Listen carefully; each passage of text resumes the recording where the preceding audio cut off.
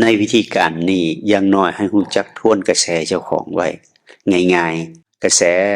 ของอนิจจังทุกขังอนัตตามาทำงานมันตลอดเวลาเดี๋ยวเจ็บหันเดี๋ยวปวดนี่เดี๋ยวคิดหันเดี๋ยวแม่นกระแสของอนิจจังอนัตตาหมดแต่มันออกมาในรูปของเวทนาทุกขเวทนาสุขเวทนาอทุกขมสุขเวทนาแต่เวทนาทางกายนี้ถ้าเฮาบ่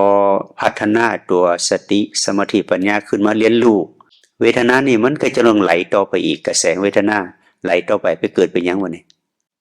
ไปเกิดเป็นโลภะโทสะโมหะตัวสุขเวทนาพัฒนาตัวมาเป็นโลภะหรือราคะทุกขเวทนาพัฒนาตัวมาเป็นโทสะปฏิฆะอทุกขมสุขพัฒนาตัวมาเป็นโมหะอวิชชานี่เห็นบ่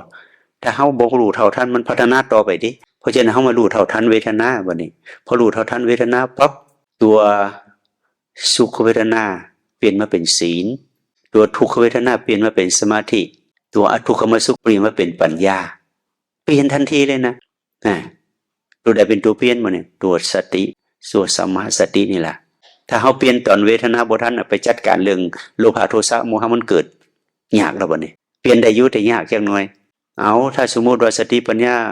ติดตามโลภะโทสะโมหะที่เกิดมาแล้วติดตามบ่ทันอีกโลภะโทสะโมหะพัฒนาไปยังบ่เนี่ยพัฒนามาเป็นตัณหามานะทิฏฐิเห็นบ่ตัวโลภะตัวนั้นพัฒนาเป็นตัณหาโทสะตัวนั้นพัฒนามาเป็นตัวมานะโมหะตัวนั้นพัฒนาตัวทิฏฐิยากได้บ่เนี่ยถ้าปล่อยให้หน้ามันไหลไปเนี่ยแห้งกันยากแล้วบัดนี้เพราะนั้นเพิ่นว่าเลี้ยวที่สุดให้มาทันเวทนาแต่ส่วนใหญ่เฮาสติเฮาบ่ดีหลุดไปจากเวทนาไปใส่เป็นโลภะโทสะโมหะโลภะโทสะโมหะออกมาในรูปของความคิด